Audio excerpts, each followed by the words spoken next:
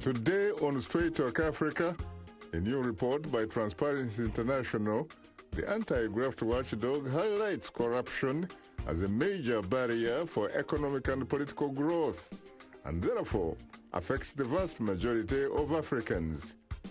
Today's discussion looks at how the Kenyan government is trying to change that. Coming up next on Straight Talk Africa. Hello, welcome to Straight Talk Africa, live from the Voice of America headquarters here in Washington. I am Shaka Sali, and today we are discussing the impact of corruption in Kenya and across the African continent. A new global report, Barometer Africa 2019, released jointly by corruption watch groups, Transparency International and Afrobarometer, reveals that corruption is getting worse in Africa. My colleague, Paul Ndiho, has more on the story.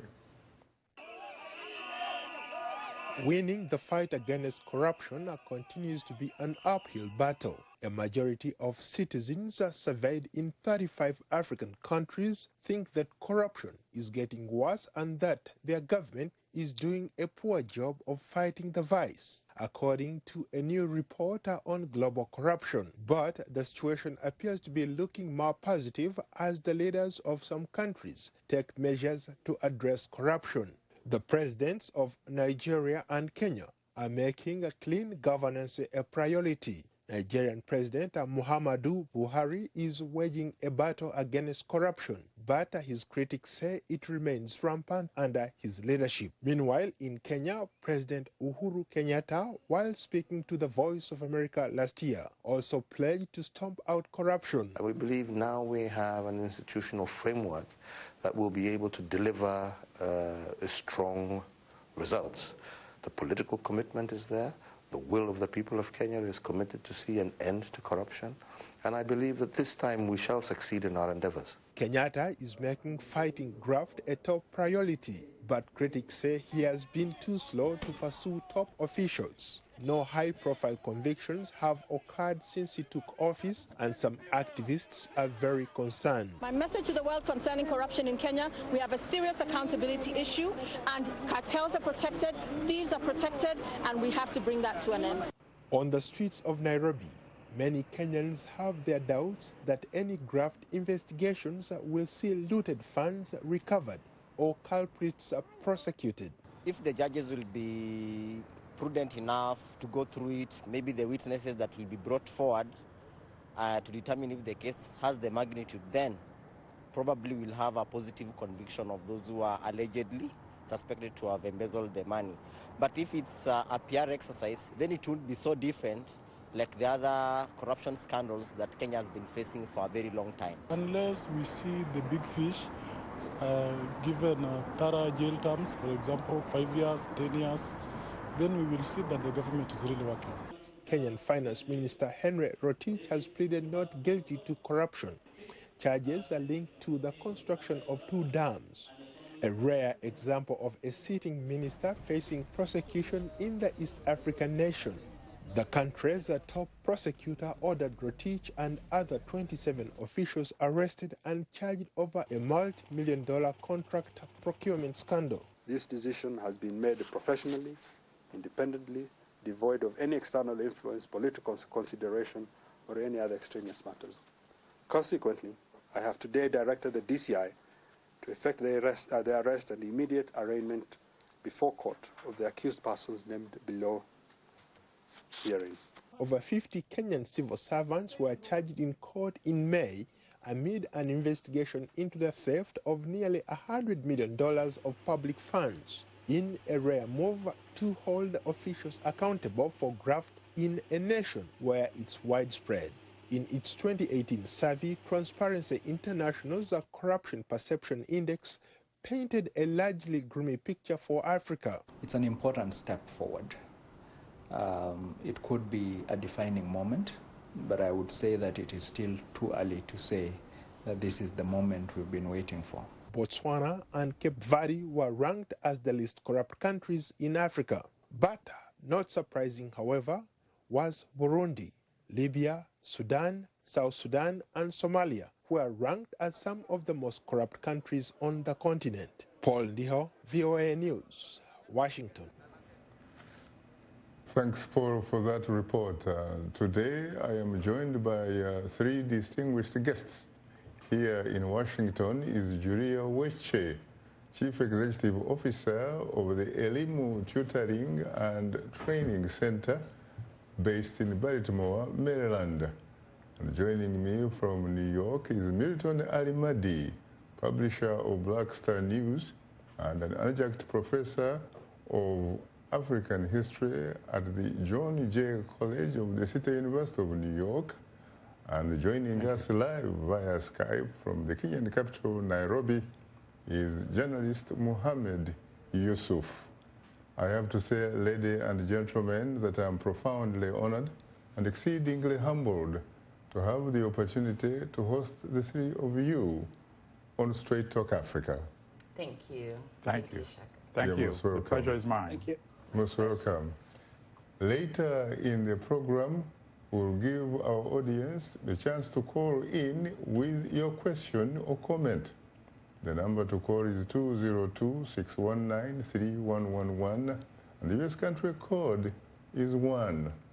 Let us first begin with Mohammed Yusuf in the Kenyan capital of Nairobi. Good evening, Mohammed. Good evening, Shaka. How are you? Very good, thank you. How are you? I am terrific. How is the mood like in the Kenyan capital, Nairobi, especially given that it looks like the fight against corruption seems to be taking shape? Yeah, there have been a positive response so far from hearing what Paul was reporting, even from Nairobi so far. It's been pretty positive. We have seen a governor tonight behind bars. Last week we had the finance minister in court.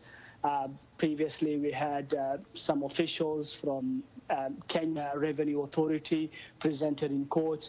And people do feel that the government now is talking and is making some steps towards in the fight against corruption. And seems people are really positive in Kenya at the moment. What about the fact that several years ago there was an American diplomatic official who said that if you are a Kenyan with deep pockets or reasonable political clout and you commit a crime, you do not need to worry about hiring a lawyer because you can in fact buy a judge? That perception, that thinking, it is still there because from the people's views you've collected from Kenya, people are talking of big fish. These are the people that are now, that's the kind of name they are given. These are people who are really powerful and nothing can be done. They can buy a judge, they can get the best lawyers, they can always have money to raise quickly, to free themselves, unlike some people who may be given a bond or a bail and they can't come out. That in some truth, it makes sense, but again, now when you see Cabinet Secretary, Finance Minister in court, I think you can say things are a bit different now compared to previous years because Kenyatta administration, previous administration of Kenyatta last 5 years, he was telling of cabinet secretaries and the ministers to step aside. But now we're seeing ministers told not to step aside but taken to court. And that what makes now things a bit different, despite saying that many people who are powerful cannot be taken to court or cannot be convicted. That seems to be changing at the moment. How do you respond to some doubting Thomases that what you are probably looking at is a sort of sophisticated government public relations gimmick, a sort of public relations gimmick that in fact the government is merely taking people, in their words, not mine, through the motions? Yeah, if you look at the Transparency International Global Barometer Index, you could, for example, in Africa, you can see half of these Kenyan Africans feel that corruption has been getting worse, but also the same number are really hopeful that something can be done, and they're not really pessimistic, they're optimistic.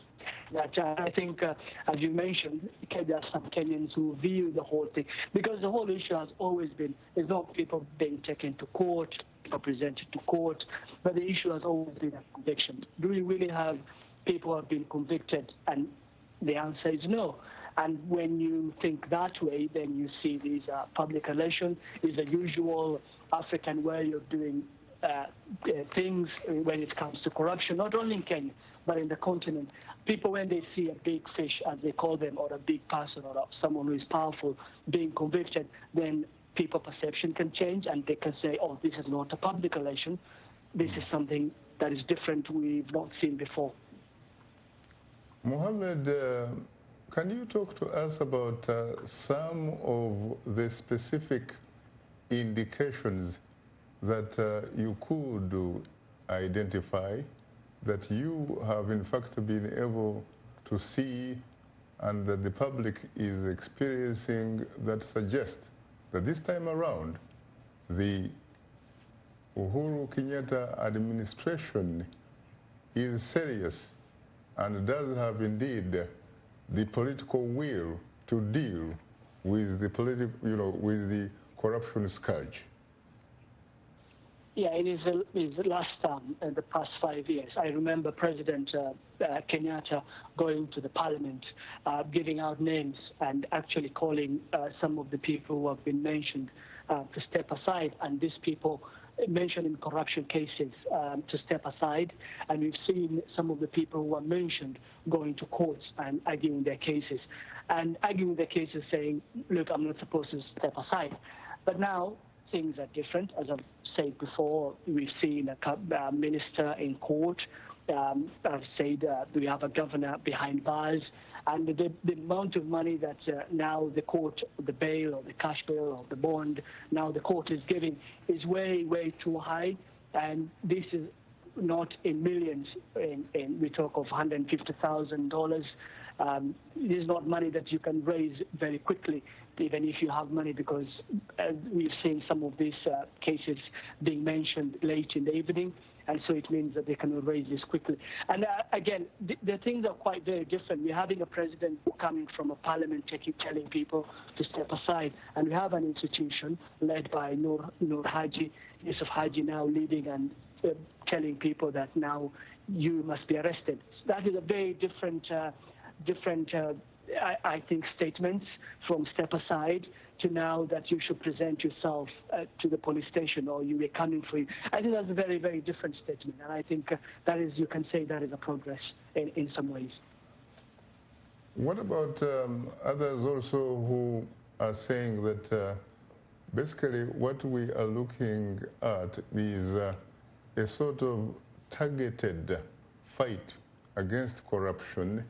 Others, in fact, go to the extent of saying we are, in fact, looking at the fight against corruption, which is politically motivated.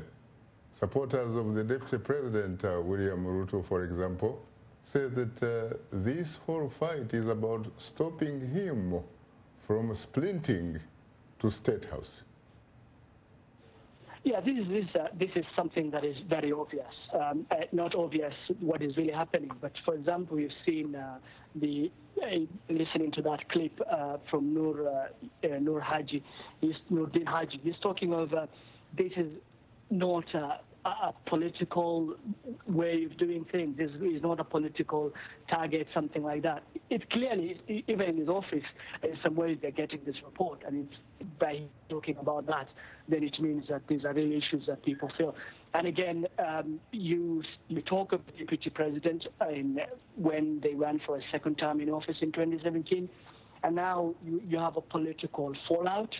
And when there's usually a political fallout, then in some ways you feel you're not protected by the political will you had before. And this is what people from the deputy president political wing are feeling, because there's a political fallout between him and the president, and now they're being targeted.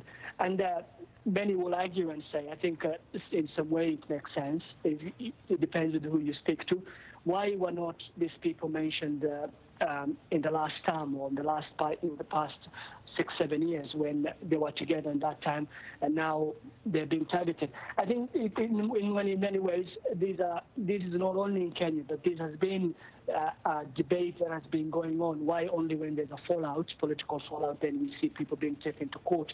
And some of these cases, some of these corruption cases or corruption swindling of money, it goes 2014, 2015, when they were really in good terms, but why now? And I think that makes sense in some ways. They have every reason to feel that way, because we're speaking of a political fallout within the political wing of Jubilee Party, the ruling party. Muhammad, final question. What about others who say that given the fact that President Uhuru Kenyatta and indeed his deputy William Ruto, again, this is in their words, not mine, are beneficiaries of stolen elections in the past, and that in the case of Uhuru Kenyatta is also someone that inherited plenty of land, for example, which may have been acquired under questionable circumstances by Kenyan founding President Jomo Kenyatta. To what extent, they say, or they in fact ask, does he in fact have the moral authority to move against corrupt people? Yeah, by the look of things, I think this depends.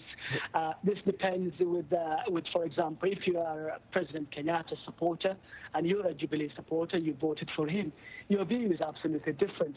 But if you're on the other side of the political divide, then your view is different.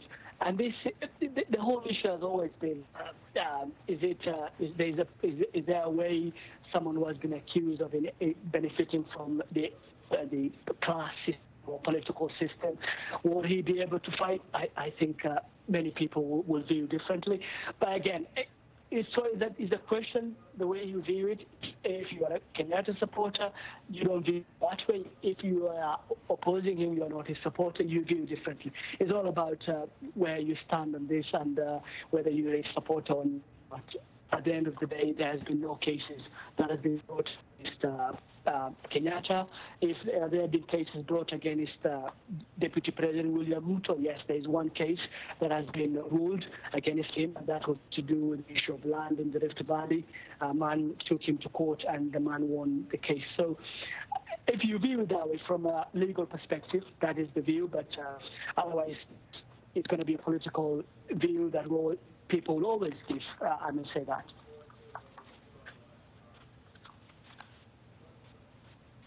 Mohammed Yusuf, on that note, thank you very, very much for your insight, and I thank you from the deepest, better part of the bottom of my cavalry and heart.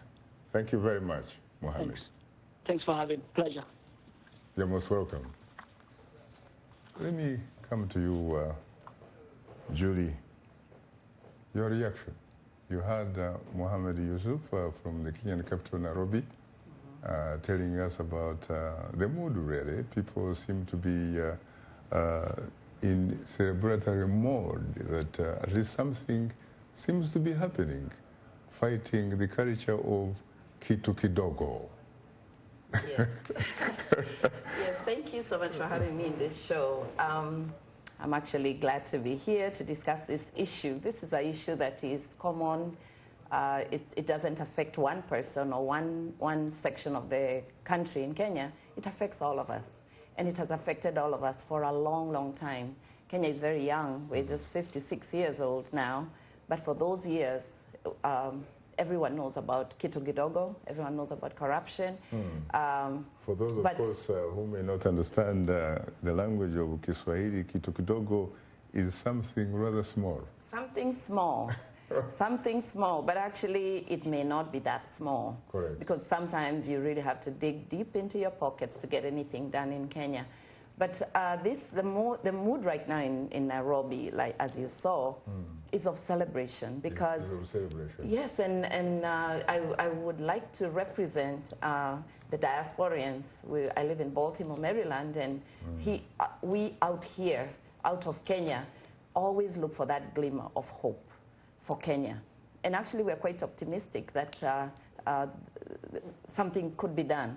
And the fact that... Judy, you're talking about a society that has a very, very long history of corruption and impunity. Yes. Why should people be celebrating simply because perhaps the system, in fact, is dealing with what others might call symptoms? Well, just because we have never seen anything as close as what happened in last week and this week, where a governor goes to jail. That is unheard of in Kenya. A sitting governor. A sitting governor goes to jail. And what about an incumbent minister of finance? Yes, a minister of finance goes the commander-in-chief of money. Yes, of money. That's where the money is. So for that to happen, and also because even after he was released on bail, he's not allowed to go back to the office, because that's where there's a lot of influence. You know, there are witnesses, there's also documentation and all. Usually if he would go back... He's denied the ability to interfere. To interfere. He's denied the ability to interfere with the investigation, which normally doesn't happen. So that is a glimpse of hope, because it's really like we had given up. Kenyans had given up on that. It's never really happened, and this is a celebration. We're having a celebration now. It is very interesting that something is going on now in Kenya, and there is no evidence, for example, of political interference from above. Wow, yes. That the judiciary would make a decision and there's no interference. But also the fact that Uhuru Kenyatta, President Uhuru Kenyatta, His Excellency Uhuru Kenyatta, has made a commitment to deal with corruption, and says that he wants to leave that legacy, is actually impressive. And that's what we hang on. Very interesting. Milton Alimadi, are you there? Yes, Ndugu Shaka. Are you following us, the conversation? Yes, absolutely, of course. And what about you? And what is your immediate reaction about the attempt in Kenya to fight against the corruption scourge? Ndugu Shaka, whatever the motives behind those actions in Kenya, they must be applauded, they must be supported, and in fact, they must be emulated in other African countries. I think it's very important for the citizens of Kenya, the citizens of other African countries, to see a whole Minister of Finance face the judicial system, a governor face the judicial system, and other officials face the judicial system. Because quite honestly, in many of these countries, the senior officials are above the law, and that's been the problem. Corruption is not unique to Africa. It's not unique to only African officials, and it's not unique to ordinary citizens in Africa. It occurs all over the world, right here in the United States. But the key difference is these countries have mechanisms to enforce, to arrest, and to prosecute. And that is what we've been lacking in most African countries. So to see Kenya take this lead, I hope it's emulated in neighboring Uganda. Very unlikely, so long as we have this dictatorship in Uganda. Tanzania started on a very good course. Lately, it's been slowing down a little, but I think President Magufuli was aggressively also fighting corruption. So, Shaka, to respond to your question in terms of what Kenya is doing, I am absolutely supportive of what's going on in Kenya. Now, the other advice I have for my sisters and brothers in Kenya, citizens have to become involved. When the court cases are ongoing, citizens must attend these court hearings. Citizens who have information about corruption should present it publicly and make sure that those issues are also prosecuted. So Shaka, Kenya must be applauded. Kenya is setting a new standard for other African countries. Very interesting. What about the culture of kidogo, a small thing? How do you go about that? Because I was actually doing a little bit of homework, and I found somewhere that in Kenya, people do not get jobs because they are smart. They do not get jobs on merit because they have passed an exam. They get jobs because they happen to know someone, or someone who knows someone else. Well, once again, it's not unique to Kenya. I think a survey was done, and it was found that 50% of respondents in East African countries said that at one stage they've also been forced to pay for services that are supposed to be free. So in Kenya, kitu kidogo. In Tanzania, when I was growing up, I recall it was called chai, which is, of course, tea. In Uganda, we are all familiar with the term facilitation, which is just translation for corruption. And in Uganda, as we know, it starts from the very top. The dictator himself, General Museveni, goes around the country carrying brown paper bags. It's called the brown bag. And it's filled with cash, and it's to buy influence. So when you have the leader of the whole country setting this type of example, what does it do to ordinary citizens, Shaka? And in fact, if you look at it this way, you can say that because in many of these countries, the economy is so run down that citizens have no other choice but to survive. And that is called petty corruption. But the most destructive one is actually the grand corruption, when you have officials stealing millions of dollars in public funds and setting the wrong example. Let me contrast one situation in Kenya with Uganda. In Uganda, a foreign national, Chinese, named Patrick Ho, was tried in a New York court and convicted in December of paying General Museveni $500,000 in cash bribe and paying Sam Kutesa, the foreign minister, $500,000 cash bribe. Did these two individuals resign? Of course not. Museveni is still running around as president of Uganda. Sam Kutesa is still running around as foreign minister of Uganda. And in fact, he's not even been able to fulfill his duties properly. Why? Because he was not able to come to the United States last year for the General Assembly. He fears that he could be arrested. I don't know if he's going to come this year or whether he's going to attend by Skype. But if you see the example in Uganda and you contrast with Kenya, there's no comparison. So Kenya, once again, I commend the authorities in Kenya. Whatever the motive is, it has to be duplicated in other African countries. Thank you very much. You are tuned into Straight Talk Africa.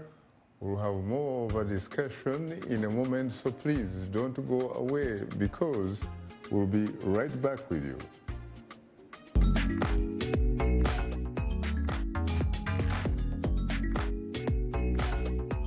Voices, we're talking about the news and issues you're talking about, sharing stories of development and growth across Africa, around the world, and in our lives. Topics that inform, empower, and change the rules. It's time for Our Voices with me, Haiti Adams Fitzpatrick, and Hadiza Kiari, and Ayan Bior, and Orion Itangi Shaka. It's time for Our Voices.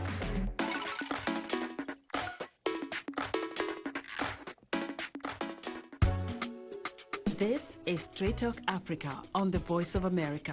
What is your opinion about today's topic? Call us at 202-619-3111. U.S. country code 1. When you call, remember the following. Ask only one question, keep your comment brief, and turn down the volume on your radio or television. Now let's return to Straight Talk Africa.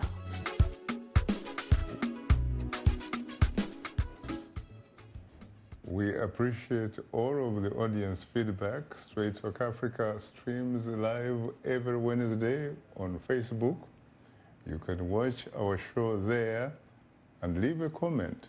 Now let's look at what's on tap for next week's program.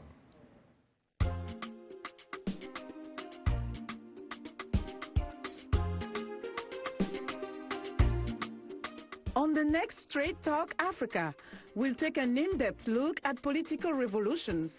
Several weeks of mass demonstrations led to a military uprising in Sudan, which ousted former longtime President Omar al-Bashir. The formation of a 3-year power-sharing agreement between Sudanese civilians and the country's military council is a bridge toward democratic elections. How political revolutions help create a more democratic society. On the next Straight Talk Africa. Today we are discussing corruption as a major barrier for economic and political growth in Africa. Our guests are Julia Weche, Chief Executive Officer of the Elimu Tutoring and Training Center in Baltimore, Maryland, and Milton Alimadi, publisher of Black Star News. Thank you. An adjunct professor of African history at John Jay College, the New York City University. Well, ladies and gentlemen, I have to say again that I'm profoundly honored and exceedingly humbled to have the opportunity to host the two of you on Straight Talk Africa. Thank you. Always my pleasure. Thank you, Shaka. You're most welcome. Well, Milton, I have to be very honest with you that there is no democracy in Studio 53 because if there were a democracy, I would have continued having a conversation with you, but I was told by the producer that I had to go. And so I had to interrupt you, and on that note, I hope you'll find some space in your beautiful Ugandan hat to forgive me for that. Absolutely. Thank you. Absolutely.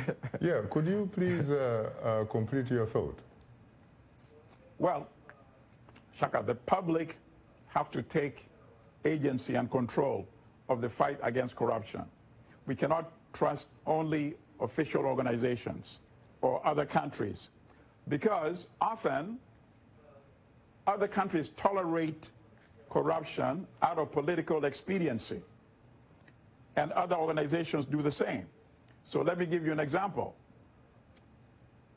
In December, when the Chinese individual Patrick Ho was being convicted for bribing General Museveni and Minister Sam Kutesa, on that same day in Uganda, the chairperson of Transparency International, Ms. Delia Ferreira Rubio, was handing an award to General Museveni. That is completely wrong. What kind of message does that send to the world? It erodes the credibility. Yes, go ahead, sorry. If what you are saying is true, and in fact you probably do have empirical evidence on that to boot, the sort of evidence that is not liable to falter, then how come we take Transparency International when it cites that country A is the most corrupt and country B is perhaps the least corrupt? Thank you, Shaka, for asking that question. The research they do is very important. The report they issue is very important. That is why, at the time that incident occurred, we wrote an editorial saying for Transparency to maintain its credibility and to continue the important work that they do. Like the researchers in Kenya, for example. One was shown in the beginning of the show. These people do research and put their life at risk to get the documentation. So what Ms. Rubio did was completely wrong. It impugned the reputation of the organization, and we called for her to resign. And she should still resign because her action undermines the good work that everybody else in Transparency is trying to do. It's a very important organization. One individual's wrongful actions should not undermine its work. That's one example. The other example I wanted to give you, Shaka, is the importance that private individuals can play in fighting corruption. So, for example, General Electric, GE, this huge American company, was investing in the Ugandan oil refinery. It bought some shares in the refinery.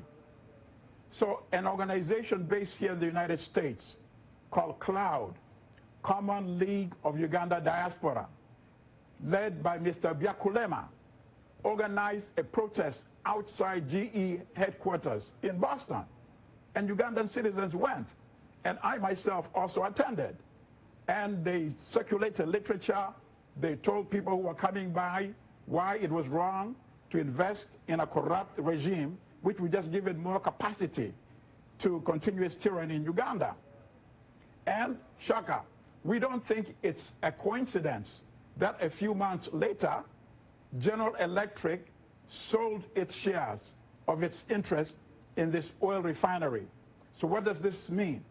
This means African citizens all over the world, if you know of any foreign company with shareholders who are trying to be involved in the economies of a corrupt regime, you should organize similar protests. You should petition them, because these companies care about what their shareholders think. Their shareholders could withdraw their investment. So if you make this information available to them, they might take the positive action like GE did in the case of Uganda. Very interesting. Let me come to you, Julie. We keep talking about corruption. And when we talk about corruption, we seem to associate it with money, with abuse of public funds, for example, with land grabs and all that kind of stuff. What are the fundamental root causes of corruption in your view? And if so, how can that habit be stopped by the people? I think, just like you say, we view it as a money thing, related to only money. But there's a fundamental culture that was built a long, long time ago by Kenyans themselves, where there's lack of patience to acquire documentation or procedures, or just go through whatever it is that they are getting, acquiring land or a passport or an ID. They want to jump the line. And that is seen in every area of life. When I was growing up as a child, people didn't used to line up in a bus, and they would push, everyone would push at the same time into the door. And of course, it would take a longer time to get into the bus. And I know a lot of Kenyans can remember that time. But there was a minister of transportation that stopped that. He made a ruling that was John Michuki? Michuki, he yes, did. I remember. I mean, it was a no-brainer. And I just wonder how possible corruption can be fought by a minister or just the government officials in the same way. Because from a certain time in Kenyan history, people just are asked to line up to get into a bus. And, you know, the drivers and they're called makangas, the ones that take the money from the passengers, were asked to behave correctly. And they actually changed that. And over the years, that culture changed. So I think that whole culture of, I want to get there first, I cannot wait, needs to stop. And I think it should be stopped by just a lot of information going out, a lot of musicians, and a lot of just people talking about it. Because we keep blaming the government, we keep blaming the land grabbers and the millions of shillings that are stolen. But on an everyday basis, Kenyans are corrupt. They just don't want to wait. Julie, we should, by the way, not limit it to Kenya, as Milton, I think, has actually suggested, because corruption is a universal vice. Yes. It is all over the place, including where we are seated right now. Yes. The only difference is that in some places, there is an effective mechanism for making sure that it just does not go on as if business is normal, as usual. Right. Yes. What about the issue of stealing elections, for example? Isn't that perhaps one of the single highest forms of corruption? Well, that is the single highest mode of corruption, but just like the reporter in Kenya said, it always depends on who's looking at it. You know, the winning party sees it as, no, they won elections, and the other side says it was stolen. So the public is left to wonder, is there a way we can actually know the actual numbers? Is there a mechanism that can be used by the government to know the actual numbers in a very open and accountable way so that it's not just talk, an election was stolen? Julie, that reminds me of someone in this town who once talked about the issue of what he called alternative facts. There are no alternative facts. You can't say it depends on who is saying what. That's right.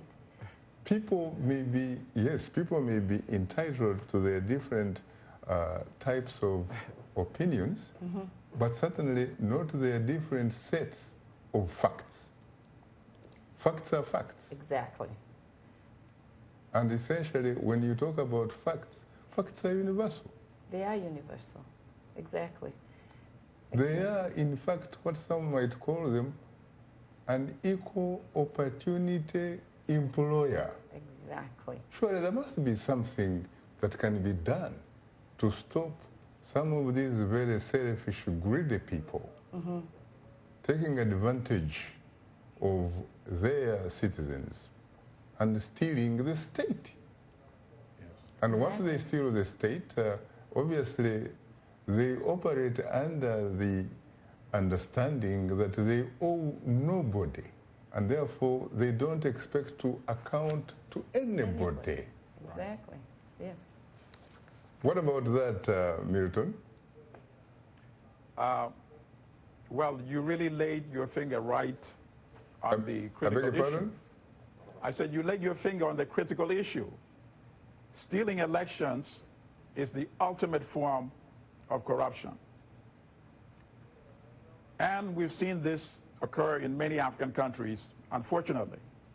And then it results in a regime that is not accountable to its people, that rules with impunity, and this just takes any action to benefit itself and the people that are closest to it in maintaining the regime.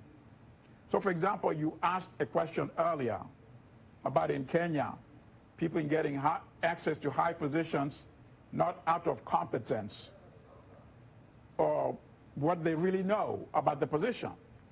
So let's contrast again, once again, in neighboring Uganda, where you have the general ruling the country. You have his spouse as the Minister of Education, and it is highly debatable whether that is the most qualified person to be Minister of Education in Uganda. His brother is a general in the army, General Salim. He's the one that's leading this so-called empowerment campaign. And millions of dollars are being put at disposal into this campaign, controlled by the brother of the president. His own son was until recently the commander of the Special Forces Brigade, and now he's a special presidential advisor. Shaka. It is not surprising that we see the levels of corruption we see when the state itself, the entire state, has been hijacked by individuals. That is why it is very important to have accountable, democratic, elected governments in African countries. Countries that the rulers are bound to the Constitution, because that is the ultimate guarantee to the people against abuse of power. But when you have a president who can amend the Constitution at every stage. First, remove the term limits because he wanted to continue. And then when he realized he's already older than 75, remove the age limit so he can continue as president. Shaka. Then how can we be surprised that an individual is convicted in a U.S. court for paying a bribe to that dictator? And who can do anything about it in Uganda? Think about it. Two things. Because he is the absolute power in Uganda. Two things here, Milton. First of all, you talk about the president of Uganda, General Yoweri Museveni, as an individual changing the constitution or shifting the constitutional political goalposts in order to hang on to State House and removing the age cap so that he can stay in power. But what you forget to tell us is that it wasn't that particular individual who actually did it. There are so many people who did it either on his behalf or did it for him. Are you suggesting that a country like Uganda is made up of willing victims? No, not willing victims, but Shaka. It is true that most people would rather live than to die. And General Museveni has set numerous examples in Uganda. If you stand in this way, he's willing to have you eliminated. So obviously, do you people have any incontrovertible evidence on that? I don't think anybody would dispute that General Museveni knows who killed Ayume. It's not a debate that General Museveni knows who killed Noble Mayombo. Shaka, these things are not debatable. Now, wait a minute, Milton. You do not have incontrovertible evidence on that. Do you? Do I personally have it? No. But this is what I'm willing to say, Shaka. Let's have all those deaths investigated by an independent entity not involving Museveni. And let's go all the way to the death beginning of Dr. Kaira and bring it up to date to who killed Bobby Wine's driver, Mr. Kavuma. Let's investigate all these deaths. Felix Andrew Kawesi, let's investigate that. MP Abiriga, let's investigate that. Let's investigate all these mysterious deaths that Ugandans have always wanted to be investigated, but they know it can never be properly investigated if General Museveni gets to decide who investigates these deaths. You also said, have I said something that is liable? You also said, Milton, that the president's son at one time was the commander of the Special Forces Brigade. Is there anything wrong with that if that particular individual, for example, is qualified because that particular individual may be very well trained, educated, and happens to be a Ugandan citizen? Should he in fact be discriminated against because he happens to be the president's son, if he is qualified? Well, Ndugushaka, I'm not trained in military affairs. I read about military affairs, but certainly I can't claim to have knowledge. But somebody who has good knowledge, named General Seyusa, David Seyusa, who was once close to General Museveni, had issues with that. And he said the president's son was catapulted, missing several layers of ranks in order to arrive at his current position of a general. So this isn't just coming from me as somebody who's not trained, but it's coming from General Seyusa himself, who has some knowledge about how the army works. I guess he's entitled to his opinion, but probably not entitled to his different sets of facts. Let me come to you again, Julie. We earlier sort of agreed that stealing an election, for example, should be a fundamental form of corruption. Yes. But what about those, in fact, who even say, perhaps even better, it should be looked at as a crime against humanity, and therefore a case that should in fact be decided probably by the International Criminal Court in The Hague? Well, it's a very serious matter because for a long time Kenyans fought and went on the streets and desired to have democracy. We had a 24-year rule by President Moi, and after some time people had had it, and the citizens in the country decided that they would do anything to have the democracy. So now that we have democracy, it hurts every individual in Kenya to know that there would be a stolen election.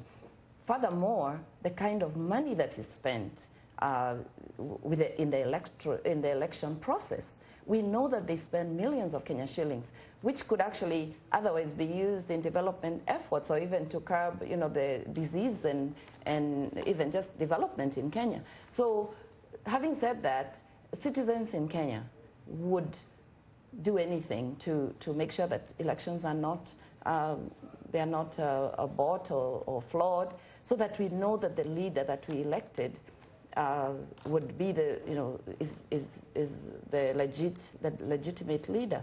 So as you say, would they be liable to it's actually a crime against humanity?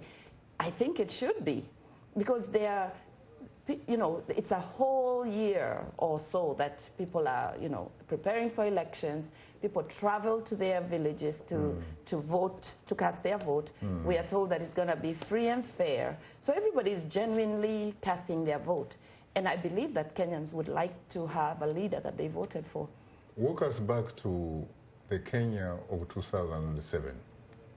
Wow. And see how the beautiful Kenyan state was on the verge of collapse. Oh, yes. Yes. Simply because an election had apparently been stolen. Yes, that's right. Well, we were at the brink of war, and as we watched that, I still lived here in the U.S., and as we watched that, we watched our country go into war, and at the brink of complete civil war. And it was very alarming, because as we live here in the U.S., we have lots of relatives and friends who live in Kenya, and we have investments in Kenya. And we actually, in Baltimore, had we created a group that would support those that had been that had lost their lives, lost their villages, lost their lost everything. And we made every effort to send to Kenya containers of food, containers of clothing, just to do something. Because watching your country go into war is the most painful thing that you can experience when you're out of the country. So we need to prevent a repeat of that, a repeat of apparent stolen election where the other party, the party that apparently lost, is really willing to concede. They're not willing to concede, and that people go onto the streets, and there's a lot of lawlessness, and of course a lot of people take advantage of that and just start destroying, and churches were burned. It was unbelievably painful to watch. Julie, if you were to talk to me from the deepest, better part of the bottom of your Kenyan heart and soul, to what extent would you say that Kenyans learned the lesson of 2007, and they have reached a point of where they could actually not only say never again, but that they would never really go back to those types of circumstances? I think Kenyans are really afraid of war. They actually remember that. Maybe the younger generation was not old enough to remember, and maybe it hasn't been televised enough or read to them enough, because a society must transmit that information. What about civic education? Civic education. I don't know if there's enough of that, because then we might have the same. But from the bottom of my heart, as you asked, it is very, very scary that, Kenya would actually deteriorate to that in the next election, which is coming up really soon. Very interesting. Milton, there is a man who is not very far away from where you function, and that is, if I remember correctly, Professor Joseph Stiglitz at Columbia University, your alma mater. Yes. He is a Nobel Prize laureate in economics. Economist. He at one time happened to be the chief economist at the World Bank. Right. He has written some books, and among them the one on globalization. In the globalization book, he talks about how, for example, the intellectual balance of power has been shifting in favor of Africans. And yet, it seems to me, from a lot of things that I have seen, some of the most educated Africans have actually ended up perhaps being educated in being some of the best consumers. I am talking, for example, about a Nigerian former minister of petroleum, Emizi Madueke, who reportedly spent millions of Nigerian taxpayers' money buying earrings, iPhones, those types of things. Had built also a reportedly a $35 million apartment in the Nigerian capital, Abuja. Has so many houses in Europe. In fact, some of these educated Africans, this one went to Cambridge, one of the elite university institutions in the United Kingdom. She also went to school here nearby Howard University. Some of the most educated Africans spend a lot of taxpayers' money spending that money buying, for example, very expensive properties in the United States, like the Potomac here. I know some who fall in that category. I have seen them. I have actually been to some of those houses. Some in the United Kingdom. By doing that, they create jobs in those countries and actually make sure that there are no jobs available in their own countries. What kind of education is that? Yeah, Shaka, that's unfortunate. The elite tend to behave like that. But things are changing in Africa. The youth are coming up. We're seeing it in Sudan. We're seeing it in Uganda. We're seeing it in South Africa. I think once the youth get into power in these countries, they will end these kind of distortions. It's unconscionable. It's inexcusable. I agree with you. And that's why we need to change leadership in Africa. Let the youth determine their destiny.